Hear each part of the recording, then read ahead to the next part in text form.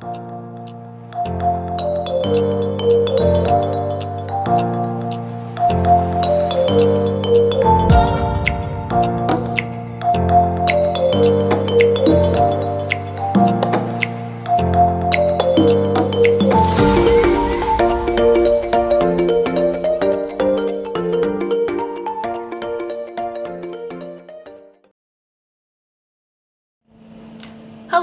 ahlan wa sahlan. It's me, Tiffany.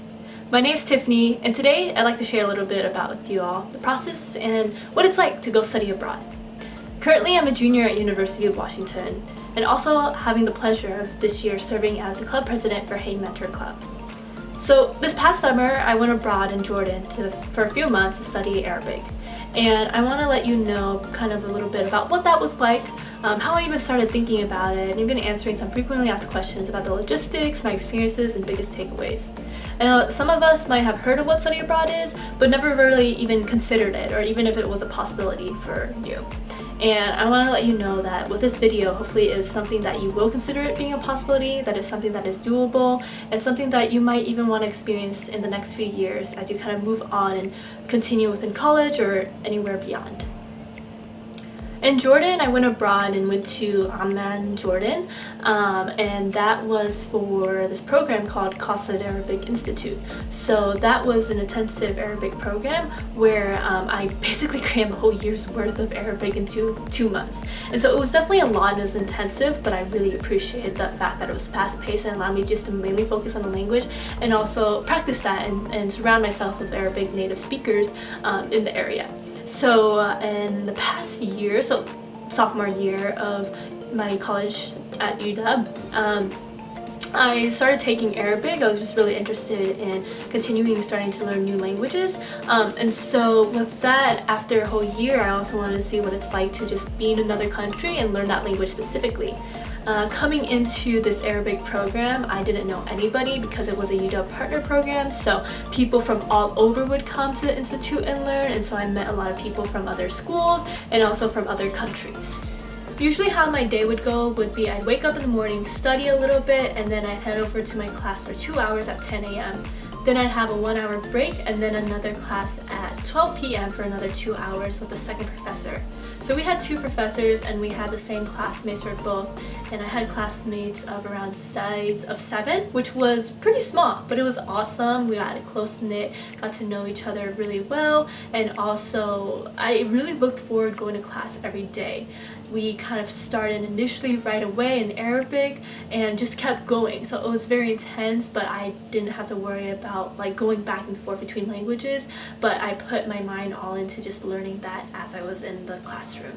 In addition, sometimes I'd have evening classes, and these evening classes called Ammiya were basically colloquial classes, because what we were learning during the day was modern standard, which is essentially what you'd use to read, write, or use in formal situations. But I also wanted to learn how to communicate in a conversational setting, so I took those classes as additional support.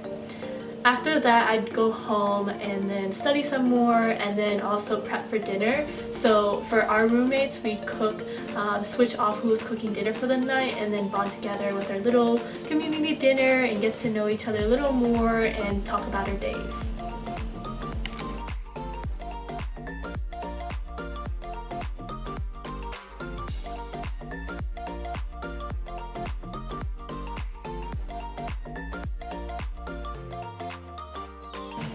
And then during the weekend was really fun because we got to either chill, sometimes we studied as well. There was just a lot of studying, but we'd also go out and explore the city or explore elsewhere a few hours away for some trips. So in addition to exploring the city that we were staying in, Amman, we also went out to a few other places that I'll show you, and they were really cool. Some of them were beaches, some of them were deserts, including Wadi Rum, and then this cool valley place that had like water that you kind of swim through called Wadi Mujib, and some other areas that I can just show you, and that hopefully you can kind of see a snapshot of what Jordan was like and kind of the trips that we were making and to really experience our time there.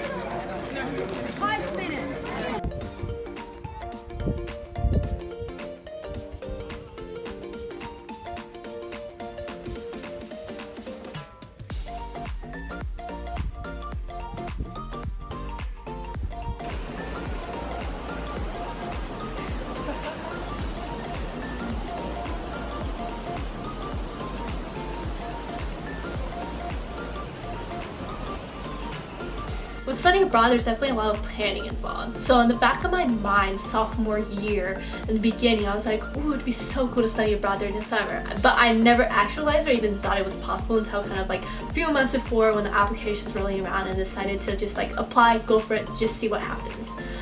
So when I was applying, I think that was kind of around like late winter quarter or so, I believe, or maybe early spring. I finished my application, so I applied an external one through COSID, but made sure it still kind of went through UW's system.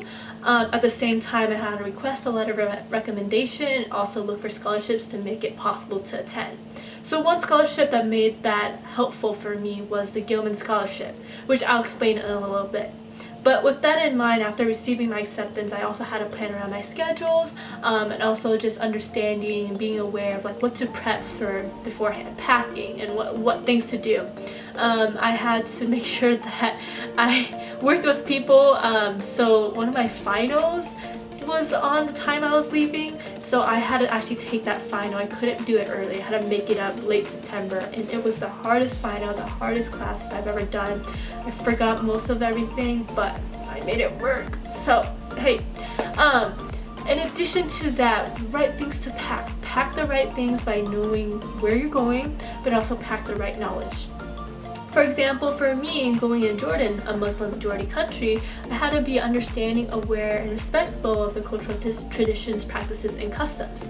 Packing the right clothes, such as long sleeve shirts, long pants, etc., that were still like good and flowy for the weather was important.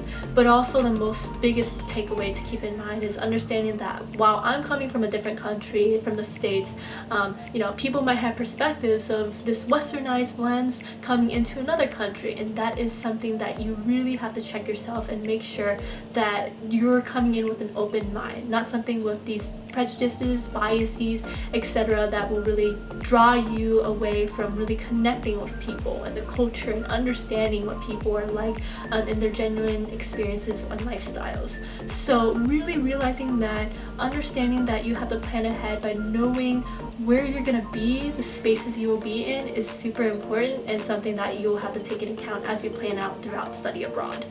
The Gilman Scholarship, as I mentioned before, is a scholarship that is a national scholarship awarded to students who typically might not have the chance to go study abroad due to financial constraints.